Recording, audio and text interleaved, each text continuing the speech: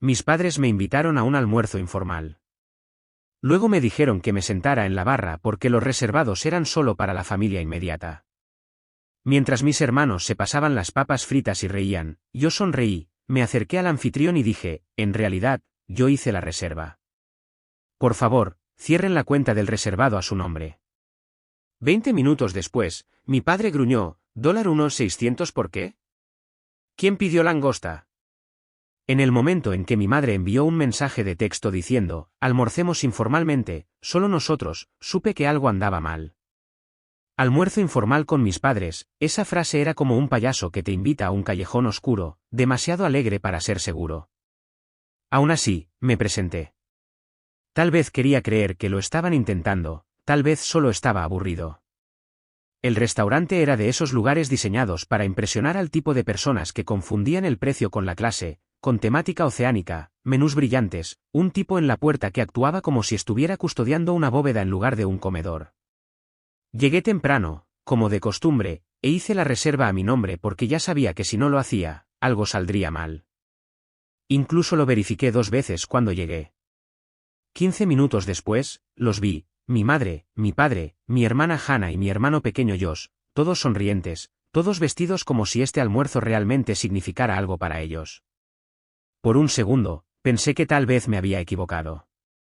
Luego pasaron justo a mi lado, justo al lado del mostrador del anfitrión, y mi madre le dijo algo a la anfitriona. No pude escuchar exactamente qué, pero la anfitriona pareció confundida, luego asintió cortésmente. Me levanté y saludé. Mi madre me miró y luego lo dijo, oh, Fred, tenemos un reservado para la familia inmediata. Puedes tomar asiento en la barra. De acuerdo, ni siquiera fue cruel, fue casual, como decirle a alguien que la leche está caducada. Como si yo debiera haber conocido mi lugar. Mi padre no dijo una palabra. Hannah sonrió. Josh ya estaba hojeando el menú como si nada hubiera pasado. Me quedé allí por medio segundo, procesándolo, y luego sonreí. Me acerqué al mostrador del anfitrión. En realidad, dije, la reserva está a nombre de Fred. ¿Puede cerrar la cuenta del reservado a su nombre? Ella parpadeó como si hubiera hablado otro idioma, luego miró de nuevo la tableta. Cuando encontró la reserva y vio mi nombre, asintió. Estaban sentados, ya habían pedido bebidas, estaban en medio de una conversación cuando el camarero regresó y les dijo que su reservado ahora estaba cerrado. Los vi como los llevaban a la barra, donde los únicos asientos disponibles estaban separados y ruidosos. Luego me senté en el reservado que habían estado tan ansiosos por robarme, y me di un festín, langosta, ostras, pan plano cubierto de caviar, vino. Ni siquiera me gustaba el vino, pero pedí 2 botellas para la mesa de uno. Prolongué la comida, el postre tardó 40 minutos. La cuenta, cuando llegó, era obscena. La cargué a la tarjeta original de la reserva, la de ellos, al salir. Pasé a mi padre en la entrada, sosteniendo el recibo como si fuera una citación judicial. ¿$1,600 por un almuerzo? ¿Quién pidió langosta? No miré atrás, solo agradecí a la anfitriona y salí. Pensé que eso sería el final, una pequeña victoria mezquina, una corrección menor por años de ser tratado como si fuera opcional. Pero no lo fue. Esa fue la chispa. Porque una semana después, Hannah llamó en pánico, su próximo pago de matrícula no se había procesado, y yo no respondí. El lunes después del incidente del almuerzo, recibí un mensaje de texto de Hannah, sin saludo, sin puntuación, solo la matrícula no se procesó. ¿Hay algún error o algo así? De hecho, me hizo reír, como si yo fuera su secretaria, como si el mundo se congelara fuera solo un pequeño inconveniente de mi parte. No respondí. 2 horas después, ella llamó. Vi cómo sonaba el teléfono y luego pasaba al buzón de voz. 30 minutos después de eso, mi madre intentó, luego mi padre, luego Hannah de nuevo. Finalmente, las llamadas cesaron por el día. Pensé que le darían 24 horas y comenzarían a convertirlo en mi culpa. Tenía razón. El martes por la mañana, recibí un correo electrónico de mi madre, no una llamada, no un hola, cariño, un correo electrónico realmente formal. Fred, hemos sido notificados de que el pago de la matrícula de Hannah no se ha registrado. Por favor, informa si hay algún retraso en el procesamiento. Por favor, informa. No tenían idea de que los había cortado, no por despecho, ni siquiera realmente por lo del reservado, eso fue solo el empujón final. La verdad es que había estado financiando parte de los gastos universitarios de Hannah durante más de un año, en silencio, sin reconocimiento, sin agradecimiento. Lo esperaban, peor aún, lo asumieron, porque tenía un trabajo estable, porque no tenía hijos, porque, para ellos, yo era solo el que podía permitírselo. Así que paré. Eliminé el método de pago, llamé a la oficina financiera y les dije que revocaran mi acceso. Cuando me preguntaron si quería notificar al estudiante, dije que no. Eso se sintió bien. Para el viernes, las cosas se estaban desmoronando rápidamente. Mi padre dejó un mensaje de voz donde intentó sonar sereno, pero no pudo evitar soltar una pequeña amenaza: este no es el tipo de comportamiento que esperamos de ti, Fred. La familia se ayuda mutuamente. No nos hagas reconsiderar nuestra relación. Esa frase se me quedó grabada: no nos hagas reconsiderar la relación, como si yo no hubiera pasado años reconsiderándola, como si yo fuera el que necesitaba recuperar su confianza. Luego llegó el mensaje de culpa de mi madre: capturas de pantalla del portal en línea de Hannah, cantidades vencidas encerradas en rojo, como si fuera mi contable. Una tenía un pie de foto: esto afectará su futuro. Por favor, reconsidera.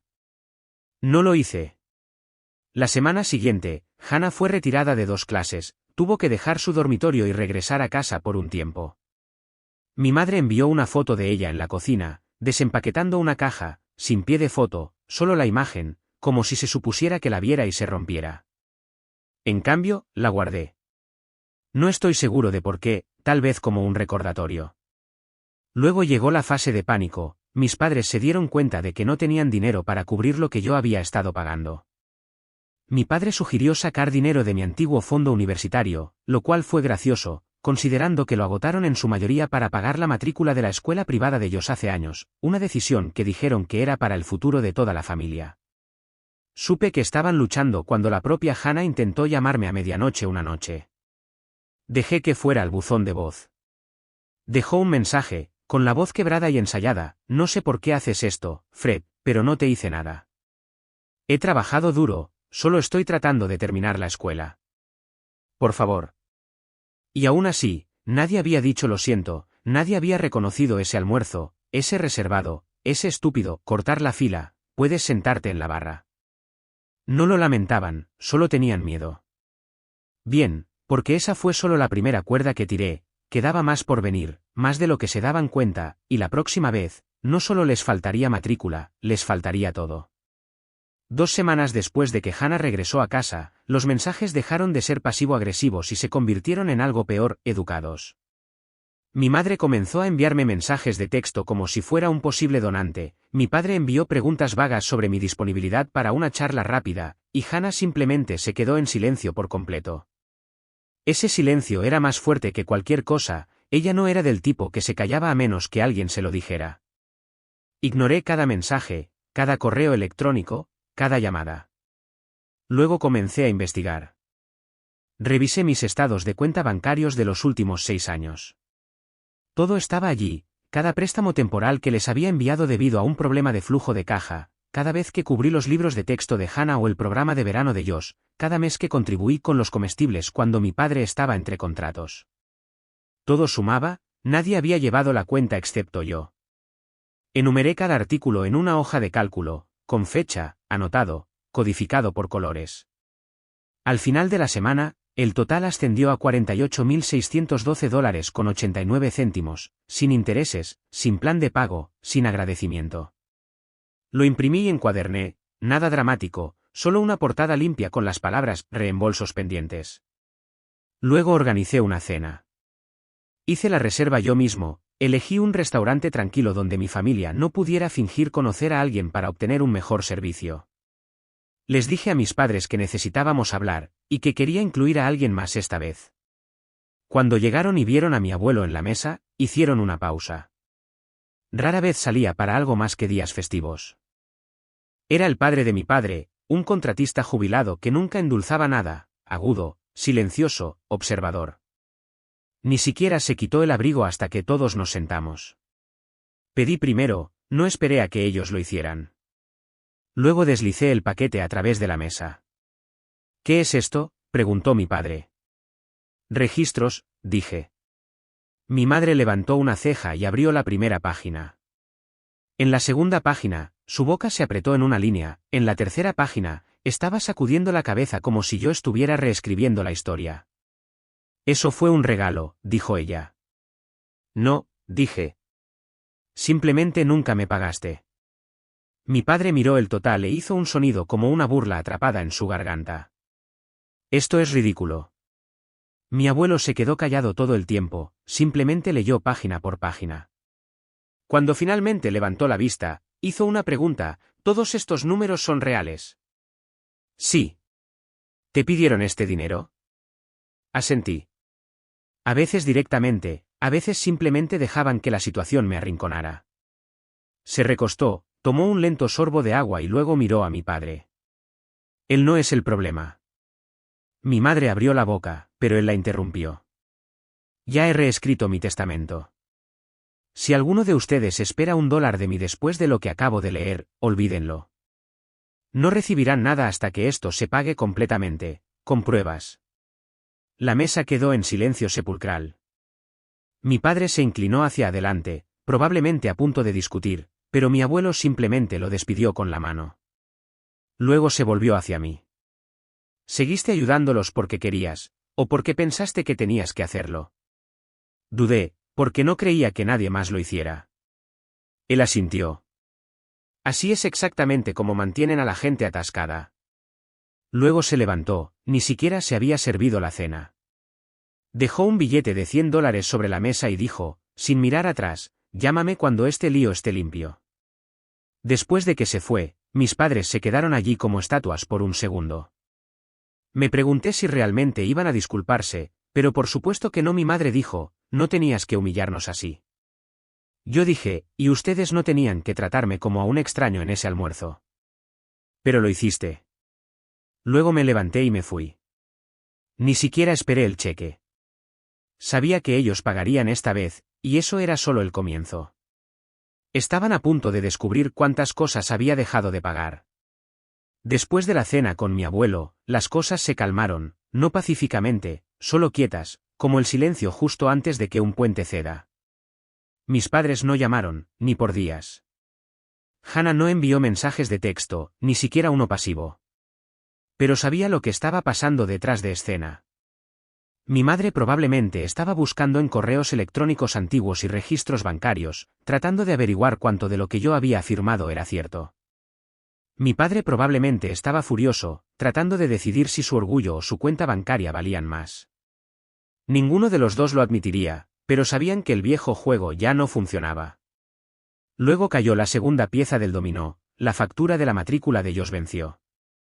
Todavía estaba en la escuela secundaria privada, la misma de la que me sacaron en el último año porque el dinero estaba ajustado. Me había olvidado de esa pequeña configuración hasta que mi padre intentó llamar 3 veces seguidas un jueves por la mañana. No contesté. 10 minutos después, recibí un correo electrónico reenviado del departamento de facturación de la escuela. El asunto decía recordatorio urgente de pago. Ni siquiera sabía que estaba en la lista como el contacto financiero de emergencia. Aparentemente, en algún momento, habían llenado formularios en mi nombre, alegando que yo era un tutor secundario para asuntos de matrícula. No estoy seguro de si era legal, pero sabía que no estaba bien. Marqué la cuenta, contacté a la escuela y solicité la eliminación inmediata. Cuando me pidieron una razón, no me contuve, no soy responsable de este estudiante, fui incluido sin consentimiento. Una hora después, recibí un correo electrónico de seguimiento de la escuela, con una copia a mis padres, confirmando la actualización. Esa fue la primera grieta, la primera que no pudieron cubrir. Esa noche, mi madre apareció en mi apartamento. No la dejé entrar. Nos quedamos en el pasillo mientras ella intentaba mantener la sonrisa de alguien que todavía pretendía estar en control. Estás siendo muy dramático con todo esto, dijo. Somos una familia, pasamos por cosas. No, dije. Ustedes usan a la gente. Finalmente dejé de ser útil. Ella me miró como si hubiera hablado un idioma diferente, tal vez lo había hecho, tal vez se habían acostumbrado tanto a tratarme como un conjunto adicional de manos y una billetera de repuesto que la idea de que yo dijera que no simplemente no se registró. Vas a arruinarlo todo, dijo ella. ¿Crees que el abuelo va en serio? ¿Crees que nos cortará por algunos malentendidos? No dije nada, simplemente dejé que ese silencio se asentara, porque la verdad era que ya me había enviado un correo electrónico, uno corto, no verán $1. Lo tengo arreglado. La confianza solo se desbloquea para ti. En silencio. No es que quisiera su herencia, había estado bien solo durante años, pero sabía que la querían, la esperaban, contaban con ella. Al día siguiente, mi padre intentó un último movimiento, me envió un documento, un plan de pago, no por el dinero que me debían, sino por la matrícula de Hannah, una forma sutil de pedirme que volviera a donde lo dejé. Incluso lo etiquetó como propuesta de restauración familiar, como si estuviéramos fusionando empresas en lugar de sangre. Se lo reenvié a mi abuelo. Él respondió, irreal. Luego me pidió que pasara por su casa ese fin de semana. Cuando lo hice, me entregó algo en un sobre, un estado de cuenta de una cuenta privada, un número para el que no estaba preparado. Te deben más que dinero, dijo. Pero al menos ahora obtendrás algo. No pedí detalles, simplemente asentí. Y entonces supe que su imperio de culpa se estaba derrumbando silenciosamente, pieza por pieza, y yo no iba a detenerlo. Fue idea de mi abuelo celebrar una reunión familiar. No preguntó, me dijo que sería el sábado a las 3 de la tarde en su casa, sin excusas. Llegué a tiempo. Mis padres y Hannah ya estaban allí, sentados rígidamente en la sala de estar, como niños llamados a la oficina del director. Josh estaba fuera, probablemente a propósito. No tenía nada que ver con el rastro de dinero, y creo que incluso mis padres sabían que era mejor mantenerlo fuera de lo que se avecinaba. Mi abuelo no perdió el tiempo. Entró con una carpeta de Manila en una mano y una taza de café en la otra, sin saludos, sin calentamiento. He revisado todo lo que Fred me dio, cada dólar, cada recibo. Todo está documentado. Dejó caer la carpeta sobre la mesa de café. Mi madre la alcanzó, pero él la detuvo. No estoy aquí para negociar. Mi padre se aclaró la garganta. Papá, esto se está yendo un poco de las manos. Hemos tenido algunas malas comunicaciones, sí, pero siempre hemos cuidado de nuestra familia. Mi abuelo asintió una vez, luego me miró. Fred, diles lo que me dijiste. Respiré hondo, no porque estuviera nervioso, sino porque quería que cada palabra cayera. Pagué su matrícula durante 1 año y medio, cubrí las clases particulares de Josh, el pago inicial de su auto, la reparación del hogar cuando el techo tenía goteras, la factura médica cuando papá necesitaba trabajo dental, todo sin que ustedes lo pidieran amablemente, solo asumiendo. Miré directamente a Hannah. Y ni una sola vez les diste las gracias, ni una sola vez actuaste como si importara. Mi madre negó con la cabeza, ya preparando su contraataque. Fred, eso no es justo. Pensamos que querías ayudar, nunca te obligamos. No tenías que hacerlo. Dije que solo me hicieron sentir que si no lo hacía, no era parte de la familia. Mi abuelo se inclinó hacia adelante. He rehecho el fideicomiso. Fred es el único beneficiario. Ustedes 3 no reciben nada hasta que cada dólar se le devuelva, y me refiero a cada dólar, con registros, con pruebas. El silencio en la habitación era aplastante. El rostro de mi madre palideció. Mi padre intentó iniciar algún tipo de discusión, pero mi abuelo simplemente se levantó y salió de la habitación. Nadie lo siguió.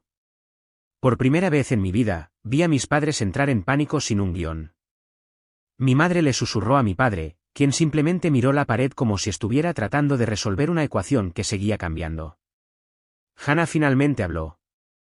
No fue una disculpa, solo una afirmación, una débil defensa. No lo sabía. Lo dije, pero tampoco preguntaste. Nos sentamos allí en silencio incómodo durante unos minutos más antes de que me levantara. No quiero nada de ustedes, ni ahora, ni nunca, solo la verdad. Me di la vuelta para irme, pero justo antes de llegar a la puerta, mi padre dijo algo que no esperaba, lo devolveremos. No me di la vuelta, no era necesario. Lo harían, porque ahora, por primera vez en sus vidas, tenían algo real que perder. Y yo aún no había terminado.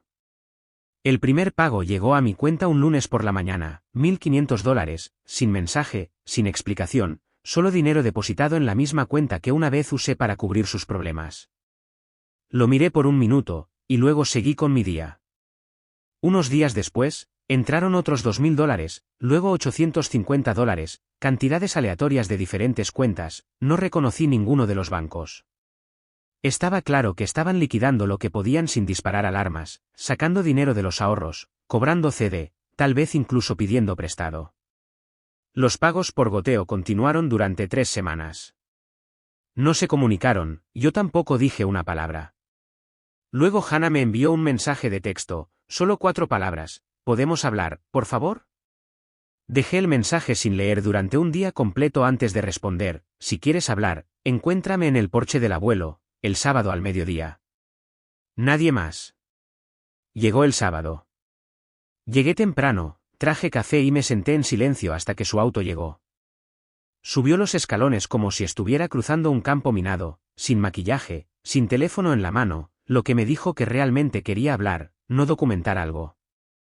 No dijo hola, simplemente se sentó en el otro extremo del banco y miró la carretera vacía. Después de 5 minutos, ella preguntó: ¿cuánto tiempo nos has odiado?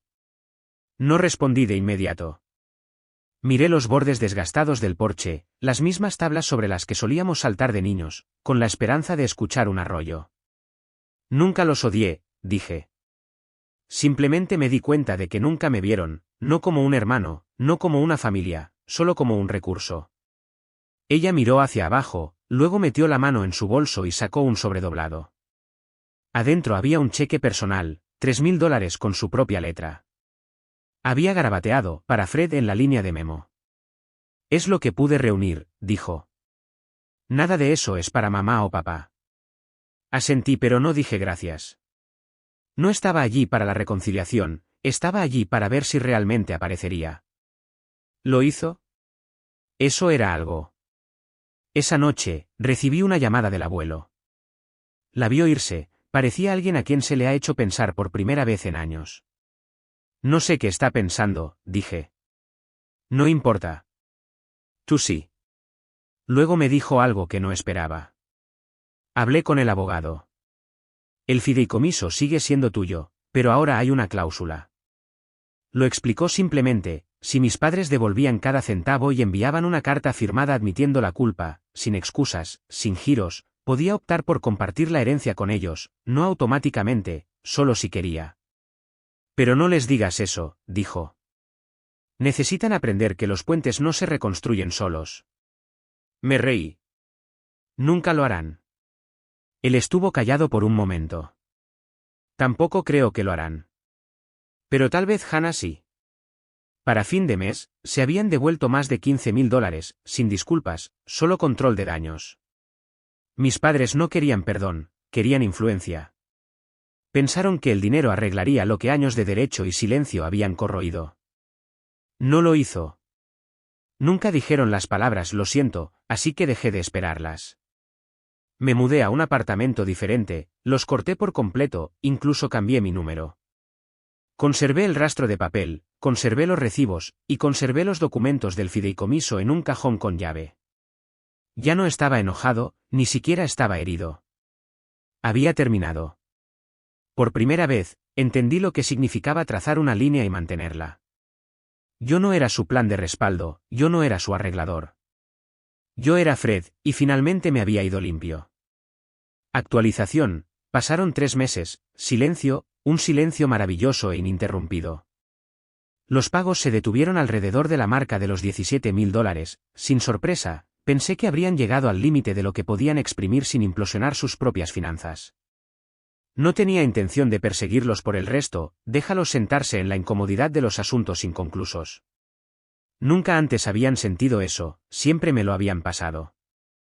Luego apareció algo inesperado en mi buzón, una carta, papel real, sobre real, sin dirección de remitente, solo mi nombre escrito a mano con tinta. Adentro había una nota de una sola página, mecanografiada, firmada al final con la letra de mi padre. No era una disculpa, no realmente, pero tampoco era lo que esperaba. No había excusas, ni justificaciones, solo una admisión: no logramos tratarte como parte de la familia, confiamos en ti cuando no deberíamos haberlo hecho, olvidamos que tenías una opción. Eso fue todo, sin te amamos, sin lo sentimos, solo una confesión extrañamente formal, el tipo de cosas que alguien escribe cuando le dicen que hay algo en juego. Seguí leyéndolo varias veces, tratando de averiguar por qué se sentía tan estratégico. Luego recordé la cláusula. No conocían los detalles, pero sabían que el abuelo había hecho cambios. Tal vez esperaban que esa nota contara como una admisión, una oportunidad para obtener el dinero. Puse la carta en un cajón y no respondí, pero algo de eso seguía molestándome. No eran las palabras, era el momento, demasiado calculado, demasiado limpio. Estaba pasando algo más. La semana siguiente, descubrí que era. El abuelo llamó y me preguntó si había revisado los registros fiscales de la antigua casa familiar últimamente. No lo había hecho. Dijo que sacaron una segunda hipoteca hace 3 años, en silencio. Esa carta no era para ti, dijo. Era para el banco. Te incluyeron como garante sin decírtelo. Me congelé. Eso no es posible. Lo es, dijo. Y si no te adelantas, quedarás enganchado cuando incumplan. Habían usado mi nombre de nuevo, sin preguntar. Esta vez no fue intuición, era su maldita casa. Ni siquiera grité, no sentí nada. Simplemente me senté allí por un rato, dejando que el próximo movimiento se formara en mi cabeza, porque sabía lo que tenía que hacer. Esta vez, no habría salida silenciosa, ni límite silencioso. Iba a quemar todos los puentes que intentaran reconstruir y asegurarme de que supieran exactamente por qué.